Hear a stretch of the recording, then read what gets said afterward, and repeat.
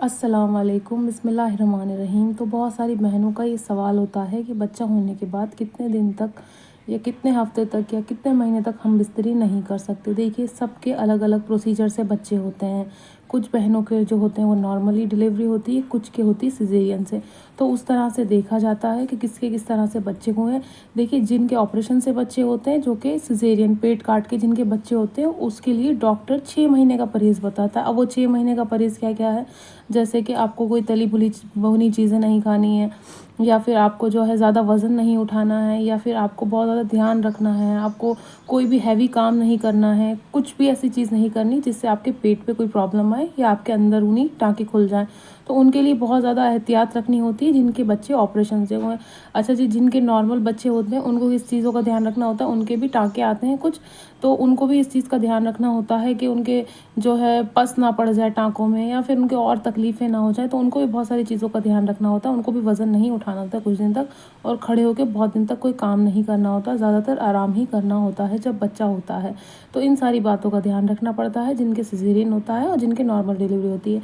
तो जो है, कुछ औरतों के बहुत दिन तक ब्लीडिंग होती है, कुछ के होती है 1 महीने तक, कुछ के होती है हफ्ते भर तक, कुछ औरतों के 3-3 महीने तक ब्लीडिंग होती है, कुछ की शायद 3-4 दिन में ही ठीक हो जाती है, जो नॉर्मल डिलीवरी होती है या सिज़ेरियन वाले भी। तो वो डिपेंड करता है, जैसे कि आपकी ब्लीडिंग कब रुकती है, जो हैज़ होता है, हैज़ की हालत कब तक रहती है, जो खून आता है औरतों के जिस्म से कब तक वो निकलता है, तो उस चीज़ का वेट करना है, उस चीज़ का इंतज़ार करना है। अगर आपकी तबीयत बहुत अच्छी है, आप बहुत ज़्यादा हेल्दी हैं और आपको कोई भी प्रॉब्लम नहीं है, कहीं दर्द नहीं है, कहीं कोई तकलीफ़ नहीं है, डॉक्टर ने कह दिया है कि सब चीज़ें ठीक हैं आपकी और हर चीज़ आपकी बिल्कुल ठीक है सच में ही, उसके बाद आपकी जब ब्लीडिंग रुक जाए, जो आपके खून आ रहा है वो रुक जाए, आप तब तक वेट कर लें, तब तक इंतज़ार कर लें। जब आपके खून रुक जाता है उसके बाद आपको सवा महीना या जितना भी टाइम होता है, आप चाहें तो जल्दी पाक होके नहा सकते हैं। कुछ औरतों की जल्दी ही रुक जाती है ब्लीडिंग, तो इस वजह से मैं कह रही हूँ कि कुछ के 2 या 3 महीने तक नहीं रुकती, तो उसको उस चीज़ पे ध्यान देना। अगर आपके जल्दी रुक जाता है खून आना, तो आप जल्दी पाक होके नहा लें। पाक होके नहाना बहुत ज़्यादा ज़रूरी है, क्योंकि जो जिस्म से खून निकल रहा है वो एक तरह का नजासत है और वो गंदगी है, तो वो ख़त्म हो जानी चाहिए। सारी गंदगी, जो खून आ रहा है वो रुक जाना चाहिए और आप पाक होके नहा लें। और आपको पता चल गया है, 2-3 दिन वेट कर लें जब आप नहा भी लिए पाक होके, कि इतने इन दिनों में कोई मेरे खून का स्पॉट तो नहीं आ रहा है, कोई ब्लड तो नहीं दिख रहा है, कोई क्लॉटिंग तो नहीं हो रही, उस चीज़ का ध्यान रखें। अगर आपके वो नहीं आती है, उसके बाद आप पाक होके नहा लेते हैं, तो आप हम बिस्तरी कर सकते हैं, कोई हर्ज नहीं हम बिस्तरी करने में। पर हाँ, इस चीज़ का बहुत ज़्यादा ध्यान रखें, अगर आपकी ब्लीडिंग हो रही है उस टाइम आप हम बिस्तरी ना करें। आपको कोई कॉम्प्लिकेशन है, आपके कहीं दर्द है, आपके टाँके हैं पेट पे, उस चीज़ का बहुत ज़्यादा ध्यान रखें। क्योंकि अगर पेट पे किसी भी तरह का वज़न आता है, या आप कोई वेट भी उठा लेते हैं, या कुछ भी ऐसा काम करते हैं बहुत देर तक खड़े होके, तो आपके टाँके पक सकते हैं, आपको और बहुत सारी परेशानियाँ आ सकती हैं। और जो टाँके हील होते हैं उसमें बहुत ज़्यादा टाइम लगता है, और साथ ही साथ आपको बच्चे को भी संभालना होता है, बच्चे को दूध पिलाना होता है, ये सारी चीज़ें करनी होती हैं। तो बहुत ज़्यादा ध्यान रखें, जितना हो सके आप आराम करें, काम उतना ही करें जितना आपकी बॉडी, आपका जिस्म आपका साथ दे रहा है, उतना ही काम करें, बहुत ज़्यादा काम ना करें।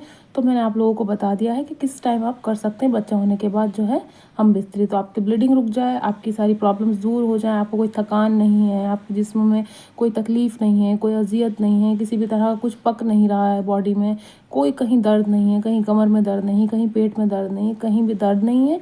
आपकी ब्लीडिंग जब रुक जाए तब आप पाक होके नहा लें, उसके बाद आप हम बिस्तरी कर सकते हैं। ऐसा कुछ नहीं है कि बहुत सारे लोग कहते हैं कि कब करें, डरते हैं करने से, कि करनी चाहिए नहीं करनी। आपकी बॉडी रेडी हो जाए, आपका जिस्म तैयार हो जाए, आप अच्छे हो जाएँ, सेहतमंद हो जाएँ, तो आप उसके बाद कभी भी कर सकते हैं हम बिस्तरी, उसमें कोई हर्ज नहीं। पर हाँ, ये ध्यान रखें, जिस टाइम आपको ब्लीडिंग हो रही, जो जिस्म से खून निकल रहा है उसको निकलने दें। बच्चा होने के बाद अगर आपने हम बिस्तरी तुरंत कर ली और खून जब ब्लीडिंग हो रही है, हैज़ की हालत में है आप, और उस टाइम बीच में कर लिया और अंदर रह गया खून, उसकी गांठ बन जाएगी, फिर वो अपेंडिक्स हो जाती है, या फिर वो किसी भी तरह की सिस्ट हो जाती है। आपने सुना होगा बहुत सारी औरतों के मुंह से कि उनके सिस्ट हो गई बच्चा होने के बाद, उनके यूट्रस बच्चेदानी में गांठ हो गई है, उनकी इस तरह की तकलीफ हो गई। तो इस चीज़ का बहुत ज़्यादा ध्यान रखें कि गांठ भी हो सकती है आपको, अगर आपने ब्लीडिंग होते टाइम हम बिस्तरी करी, तो आपके पेट में या बच्चेदानी में गांठ हो जाएगी, फिर जो आगे आने वाले बच्चे हैं उनमें बहुत ज़्यादा तकलीफ होगी। आप दूसरी प्रेगनेंसी कंसीव करने जाएंगे या तीसरी प्रेगनेंसी, तो आपके बच्चे होने में बहुत ज़्यादा तकलीफ या परेशानी आएगी। तो इस चीज़ का बहुत ज़्यादा ध्यान रखें। जब बिल्कुल स्टॉप हो जाए ब्लीडिंग, उसके बाद आप हम बिस्तरी कर सकते हैं। तो इन बातों का सबका ध्यान रखें। मैं आपको बता दिया, ब्लीडिंग रुकने के बाद अब हम बिस्तरी कर सकते हैं। कोई ऐसा कोई मुश्किल चीज़ नहीं है, बस सारी चीज़ों का ध्यान रखिएगा। आप ब्लीडिंग होते टाइम बिल्कुल भी हम बिस्तरी मत करिएगा, या आपको कहीं दर्द हो, तकलीफ़ हो, पहले डॉक्टर से पूछ लिएगा, डॉक्टर से परमिशन ले लिएगा पहले। अगर डॉक्टर आपका कह देता है कि आप कर सकते हैं तो आप कर सकते हैं, ऐसी कोई बात नहीं है। तो इन सारी चीज़ों का बहुत ज़्यादा ध्यान रखें, अपनी सेहत का ख्याल रखें, अपना ख्याल रखें और अपने बच्चे का बहुत ज़्यादा ख्याल रखें।